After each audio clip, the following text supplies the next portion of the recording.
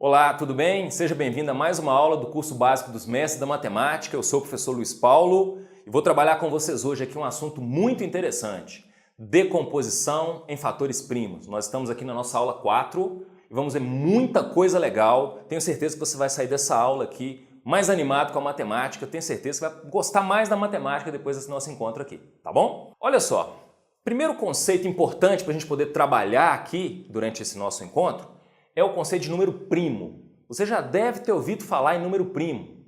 Vamos reforçar o conceito de número primo natural. O número primo natural é aquele número que possui exatamente dois divisores naturais. Exatamente dois divisores naturais. Quais são os divisores naturais? 1 e ele mesmo. Os números primos que eu estou representando aqui pela letra P, a gente pode escrever esse conjunto assim, ó: 2, 3, 5, 7, 11, 13, 17, 19, 23 e assim por diante.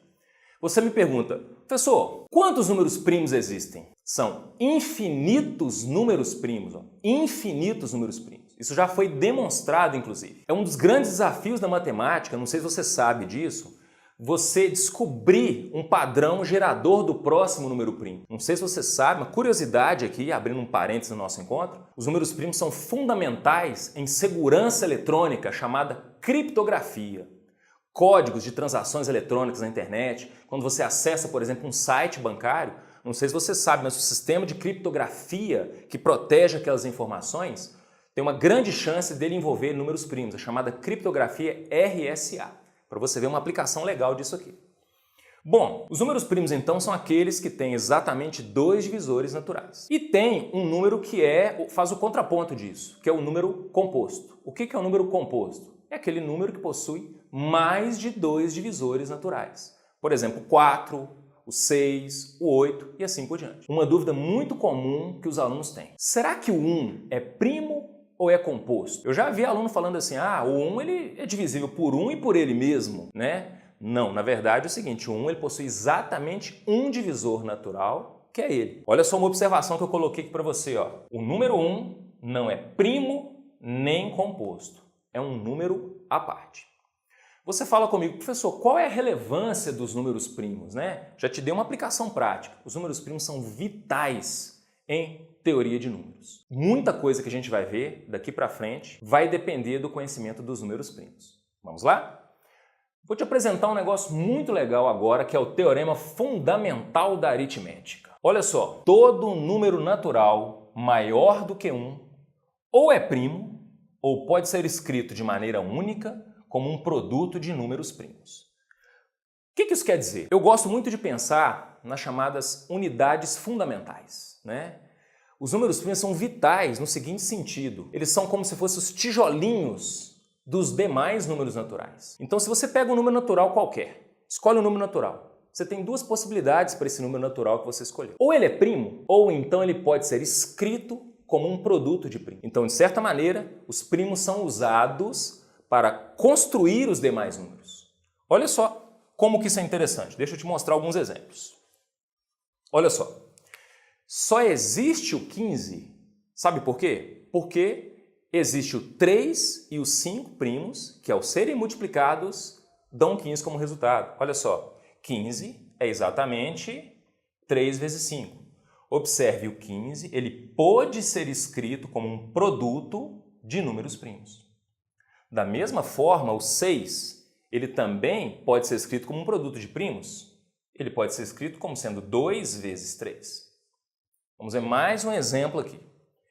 O 20, ele pode ser escrito como um produto de primos. O 20 ele é 2 vezes 2 vezes 5. E 2 vezes 2 é a mesma coisa que 2 ao quadrado, então nós temos aqui 2 ao quadrado vezes 5. Existe um outro nome para esse processo, sabe, gente? Ele é a decomposição em fatores primos. Então o número ele pode ser escrito como um produto de primos de maneira única. Nós vamos ver agora alguns exemplos de como fazer isso. Será que existe uma técnica padronizada? Porque você percebeu que eu fiz aqui meio de uma maneira artesanal. Eu pensei, o 20 ele é 2 vezes 2 vezes 5. Existe uma técnica padronizada para isso? Nós vamos ver agora. Beleza? Vamos lá?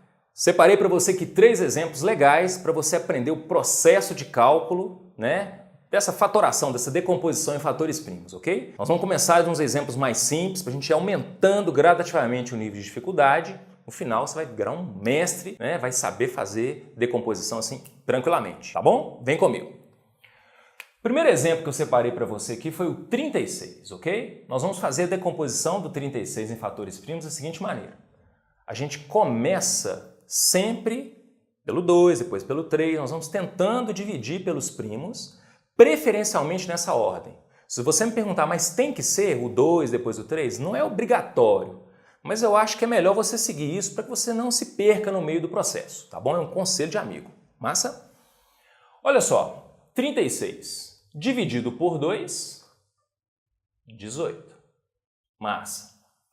Por 2, 9. Não dá mais por 2. Então agora a gente vem aqui por 3, 3. Por 3, 1. Ok? Encerramos o processo, encerramos o procedimento. Olha só que simples. Nós temos aqui o 2 aparecendo 2 vezes e aqui o 3 aparecendo 2 vezes. Então, produto de potências de mesma base, você conserva a base e soma os expoentes. Nós vamos ter um encontro especificamente para lembrar essas propriedades da potenciação. Mas é interessante, à medida que elas forem aparecendo, eu vou te lembrando. Não tem problema, a gente vai reforçando essa ideia. Massa? Olha só que interessante. Então nós podemos dizer que o 36 ele pode ser escrito como sendo 2 ao quadrado vezes 3 ao quadrado. Ou seja, eu fiz a decomposição em fatores primos do número 36. Massa? Vou pegar um exemplo um pouquinho mais legal. 210. Então olha só. A gente começa pelo 2, 210 por 2 vai dar 105. 105 não dá para dividir por 2, mas dá para dividir por 3. 105 por 3 vai dar 35. Aí 35 por 5, 7. Por 7, 1. Então eu fiz a decomposição do 210 em fatores primos. Olha só, podemos dizer então que o 210 ele é 2 vezes 3 vezes 5 vezes 7. Eu gosto muito dessa ideia dos números primos se juntando, sendo multiplicados para gerar os demais números. Eu acho isso muito legal. Espero que você esteja achando também. Tenho certeza que você vai se apaixonar pela matemática. Pelo menos, tenho certeza que não vai ser o problema que possivelmente já tenha sido para você. Vamos pegar agora o número 2520, um número um pouco maior, tá? Mas a gente consegue também. 2520. Por 2, 1.260. Por 2, 630. A gente já treinou a divisão, inclusive, essas contas você já é capaz de fazer. Por 2, 315. Agora não dá mais para dividir por 2. Então a gente pega o 315 e divide por 3. Opa, 105. Por 3, 35. Agora, por 5, que é o próximo primo, observe, eu quero que você preste muita atenção no que está acontecendo. Esses números aqui do lado direito são todos números primos, você sempre escolhe primo. Então, 5, depois 7, se for possível 11, 13, vai saltando de primos em primos, beleza? 35 por 5, 7, por 7, 1.